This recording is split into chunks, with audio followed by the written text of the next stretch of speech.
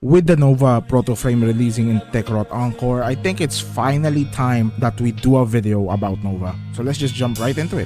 Okay, we can pull up quick and make it seem just like Madonna. Just because I'm rich, this bitch don't eat it up around. I got dollars, I tell baby I'm about business, pop your collar. I'm a problem since the day that I got in this, I've been ballin'. I went up and ever since then, baby, you been calling. Just don't get it twisted, baby, you know I was ballin'. You let me in before the night and I'll be gone before the morning. You let me hit before I get up in the sky because I'm torn.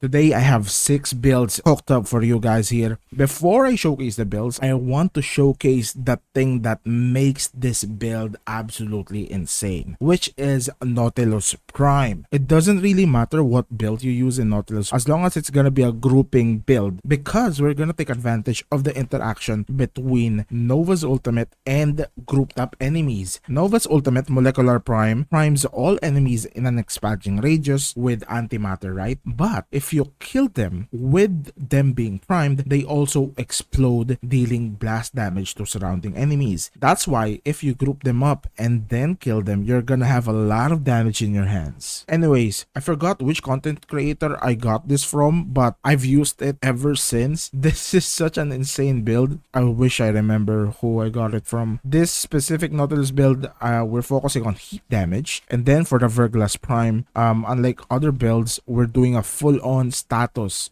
Verglass. Let's cover the Archon shards. Majority of this is really not necessary other than this one, because this one is your mini equilibrium and it really synergizes very well with Nova's passive. Health pickups give 30% energy and energy pickups give 30% health. I also added 1 strength shard right here as well as 1 duration shard. For overall player comfort, I added 2 parkour velocity shards right here because we're gonna helmet out wormhole in majority of these builds, so you're gonna have to have some speed from somewhere. Let's go and jump into the 6 builds that we have. The very first one is a non-helmet build for Nova. Nova as a base is already a good enough Warframe for majority of the content. Actually, I run this if I'm not doing a very specific mission. We're running Brief Respite on the aura slot. Prime sure-footed, of course. Okay, stop with your memes. It's just the chance to resist knockdown is so good, okay? We're running DR in this build, mostly because I don't really see myself going for level caps, but if I do, I have a specific build for level caps later in the video, so if you want level cap things, wait for that. Prime continuity for ability duration, blind rage for strength. Of course, we're gonna lose efficiency here, but with Nova's passive, it doesn't really matter because Nova's passive gives you more health and energy drops whenever they're either slowed or sped up respectively. Augur reach here to combine with brief respite for a bit of a shield gating thing when things get rough. I opted for primed redirection instead of Archon vitality because we're not using the neutron star augment for null star, but I could totally see you just putting neutron star right here and then putting Archon vitality if you want to do more heat damage. That's fine as well, but with shields having a 50% damage reduction to anything but toxic, primed redirection is just so much comfort, you know. Primed flow for more energy max because we're gonna get a lot of energy from Nova's passive. Umbral intensify for strength, and then molecular fission. This mod is on every single build in this video because this one is just so good. Enemies hit with null stars are primed. When killed, the primed enemies will restore a null star charge, so you basically have infinite null stars if you do it properly. For arcanes, we're running arcane ages. It synergizes very well with primed redirection because even if it's only 3%, bro, that's gonna proc almost every time. And then of course, molt augmented for more strength. Yeah, this build is going to be used mostly for quick missions because you still have your wormhole here. You could use that for speeding up missions like relic runs, capture missions, exterminate missions, and at the same time you have so much damage reduction from your 1, so much damage still with your 2 that it doesn't really need a helmet to be absolutely insane for any content in the game that's not level cap. As a showcase right here, I just spawned 20 corrupted bombard eximi, prime them with 4, and then use your 2, boom. I mean, look at that. It destroys. And if they're not even Eximus, they're gonna get grouped up by Nautilus. And once they're all grouped up by Nautilus, they're essentially just dead. It's disgusting. Let's do that again. Nautilus even kills them alone. I mean, look at that. But with the priming, they all explode. It's crazy. Let's move on to the second variant of this build, which is gonna be a Nourish build. I know. We have so much energy already. Why do we want Nourish? The logic behind this build is that when you first start out missions, you're only gonna have 150 energy. So you're just gonna have enough to cast Nullstar and Nourish. If you don't have Nourish and you're only running the base helmet build, you're gonna have a problem getting enough energy to start your energy regeneration with molecular prime, because we don't really have synth deconstruct on our companion because we're running Nautilus. So Nourish is mostly just there for, of course, more viral damage, but at the same time to kickstart our energy regeneration things. Of course, it still does a lot of damage. Nourish is still Nourish. We're running the same mods. The only thing that changed is now we have Nourish on our 3. So now you prime them, cast Nourish, cast Nullstar, and just absolutely destroy.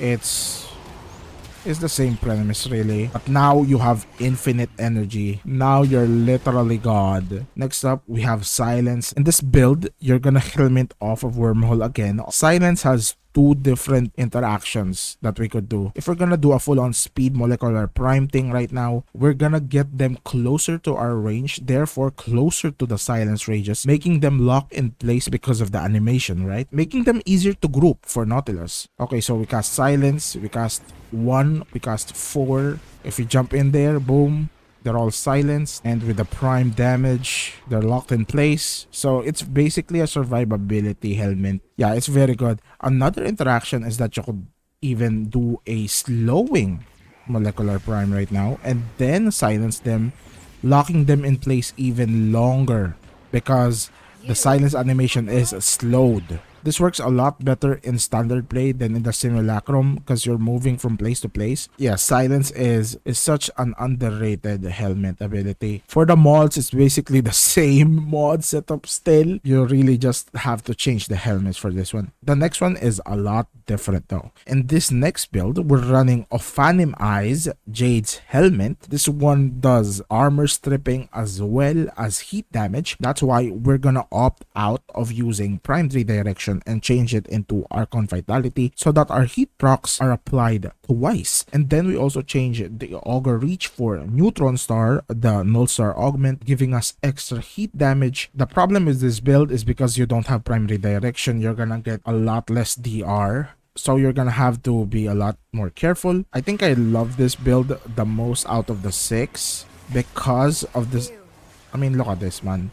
We don't even need to use our gun. They're all dead. Let's do that again. Boom. Boom.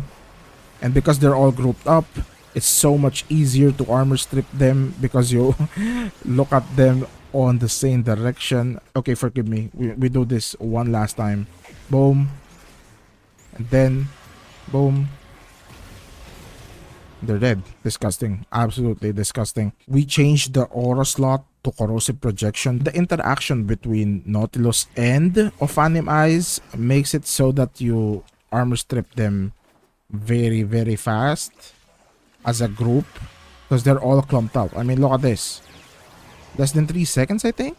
Yeah, 3 seconds and they're all armor stripped already. It's great. And remember, we still have Molt Augmented not maxed here. We're still running the same arcanes. The only thing we changed, of course, is the Neutron Star and Archon Vitality. Next one is the Pillage build. This build is the one that started it all. This is actually a build that I got from HairlessPersian. Shout out to HairlessPersian. I'm gonna link his overframe in the description. Originally, the build was a level cap build that focused on surviving on level cap, so it was running rolling guard. I changed that into adaptation. If it wasn't for Hairless's build, I wouldn't make 6 other builds because I enjoyed this build so much that I was like, okay, we need to invest more on Nova because she he's that good. In this build, we're not running Aegis, we're running Molt Efficiency, but other than that, we're still running Corrosive Projection in the Aura slot. Just like the Overframe Eyes build, we also still have the Neutron Star and the Archon Vitality here. Now, the playstyle here is a lot different because you're gonna be spamming Pillage a lot in this build. I mean, look at this. Boom. Pillage. The damage from Null Star is insane already. And with Nautilus doing so much heat damage, you don't even need to fire your gun sometimes. The Pillage build is crazy. It's very, very comfy because adaptation still works with overshields, so you still have the 99% damage reduction with your null stars. Very comfy build. Overall, there was one build I would recommend if you could only do one build out of the 6. Pillage build is probably the one that I recommend. Of course, give props to HairlessPersian in the comments below. Much love to HairlessPersian. Okay, the last build is a lot different and will be for our level cap gamers out there. The Zata build. Oh no, Zata. The Zata build is gonna be very unique, mostly because we're gonna be taking advantage of Zata's Whisper's interaction with Molecular Prime. I'm gonna show it to you guys later. The core of this build is essentially the same. We're still running Prime Sure-Footed, Prime Continuity, Transient Fortitude, Prime Flow, Umbral Intensify, and Molecular Fission. Augur Reach and Brief Respite comes back because this build will be focusing on catalyzing shields as its survival mod with Rolling Guard to accentuate it on times that we need it. It's gonna be a very, very casty playstyle. For Arcanes, we still run Molt Augmented, but now we have Arcane Energize here. Oh, mostly because we absolutely need the extra energy. Trust me guys, it might seem overkill with the Archon shards that we have and then with Nova's passive, but you're gonna lose a lot of energy that it's gonna come to a point that you're just gonna die if you don't cast a skill at this instance. I want to show you guys the interaction between Zata's Whisper and Molecular Prime. I don't know if this is already known in the Warframe community or not. Okay, so when you put on Zata's Whisper and then you cast Molecular Prime, we all know Zata's Whisper, right? When you shoot ahead, you're gonna get an orb here that does more damage. Look at that.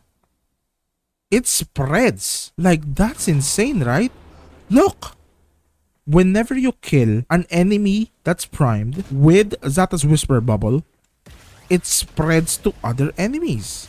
And maybe I'm stupid or not, but that's the first time I've ever seen that shit. Like, what? That's insane. And with it being void damage, the faction doesn't really matter. I mean, look at this. You cast it again. Boom. Boom, boom. It spreads everywhere. Boom, boom. It spreads everywhere again. It's a very, very comfortable playstyle as well because with 49 seconds with Zata's Whisper, you're gonna have to recast it like once a minute or something. It's insane. Okay, let's redo that with Nautilus. And with Nautilus back and using your antimatter orb, they're all grouped up. Fully charged, boom. Let me showcase the survivability of this one. You just recast your 2 every time you're about to die so that you get the full catalyzing shield effect. I mean, look at this. Boom. With the DR that we get from Null Star, and then how easy shield gating is with this frame because of your 2.